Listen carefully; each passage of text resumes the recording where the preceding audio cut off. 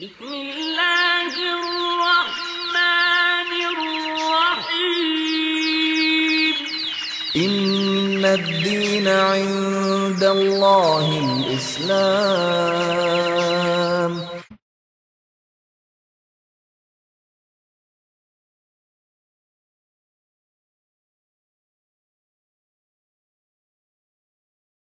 In the last few years, incidents involving the abuse, torture, and dehumanizing of prisoners of war, exposed by leaked pictures and eyewitness accounts, have caused outrage around the world. Some guilty officers and wardens were trialed and sentenced to jail, whilst the real criminals have not been brought to justice. And Common Article 3 basically says that when you have a detainee, irrespective of who they are, irrespective of whether they're a prisoner of war, a combatant or non-combatant, you have to treat them with humanity. You cannot impose outrages against their dignity. You cannot abuse them. You cannot be cruel to them. You cannot torture them. And that is a bottom line rule that applies at all times and in all circumstances and reflects general international law. That is well established in what you've called the Code of Combatants in international law. It's often not respected, but it provides a benchmark against which one decides whether or not an act or a form of treatment is legitimate and lawful or not. The central thing, I think, to focus on if we want to limit these kind of violations is not tighter and tighter rules by international lawyers to circumscribe states. We've got to cut directly to the reason why states are doing it. They're doing it because they believe they'll get an advantage. Do they actually get an advantage? I'm thinking of studying torture. I don't believe torture provides much of any real advantage. So what's the case for torture? Many practices that are contrary to human rights are being increasingly justified as means to obtain important intelligence and to fight the war on terror in general. Unsurprisingly, this has resulted in much international and domestic debate over the effectiveness of these methods. The Islamic perspective on this matter, however, is crystal clear.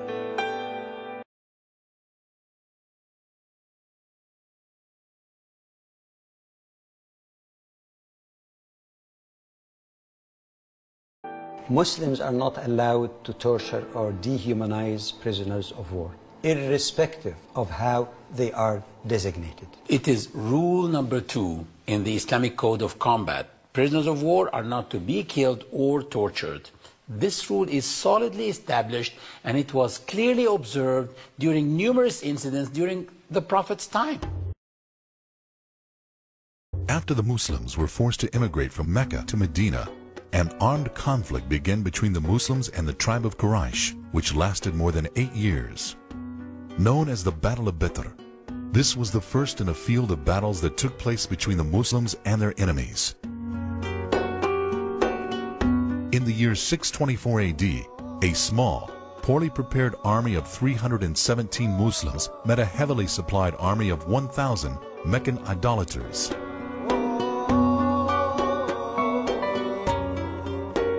The night before the battle took place, an intelligent unit of 3 companions of the Prophet arrested 2 men who were bringing water from the army of Quraysh. The Prophet's wisdom shone in his chosen method to extract information from them. It is a clear display of the high standard of morality to be implemented when dealing with prisoners of war.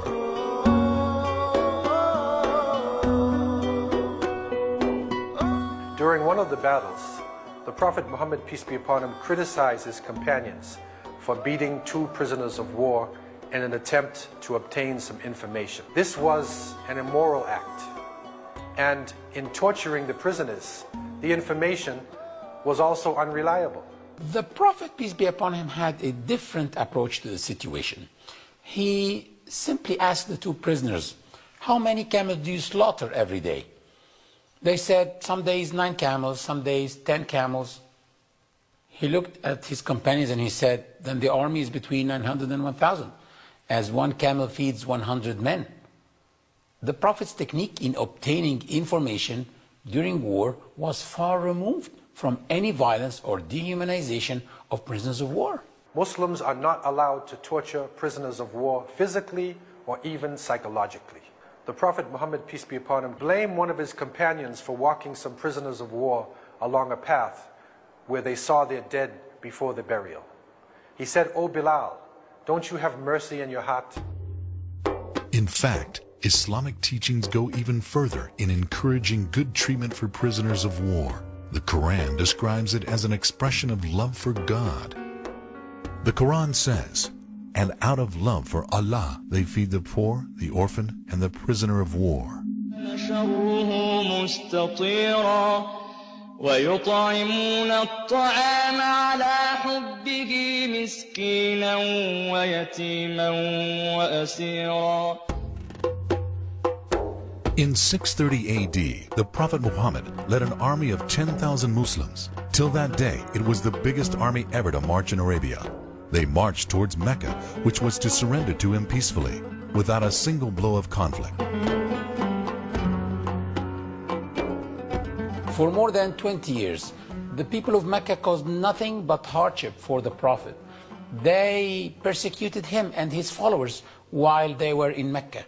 And they waged wars against them after their migration to Medina. People usually accept, peace treaties when they're unable to sway a battle in their favor.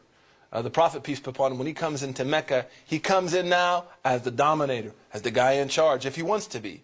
But how does he come in? With humility, with tranquility, with forgiveness, with an open heart. It's almost unbelievable to see someone that could act in this fashion towards people who killed his uncles, who persecuted him, who embargoed him, who treated him with such evil actions, that he comes back and says what? To these prisoners of war, he says, whoever wants to be safe, let them go to the house of Abu Sufyan. Abu Sufyan was the greatest enemy of the Prophet. So this is a historical moment which Muslims have to reflect on from that time to the end of time on how Muslims should treat their adversaries in war. The Meccans gathered, and the Prophet mercifully asked them, "What do you think I will do with you?" With fear in their hearts and tears in their eyes, they said, "You are a noble brother and a noble nephew." Prophet Muhammad announced a universal pardon. He said, "No reproach upon you this day. May Allah forgive you." And their lives were spared, and their homes and properties remained in their possession. 500 years later, Salah al-Din, a Muslim leader, would follow in the footsteps of Prophet Muhammad in dealing with prisoners of war after defeating his enemies in one of the bloodiest battles of all time.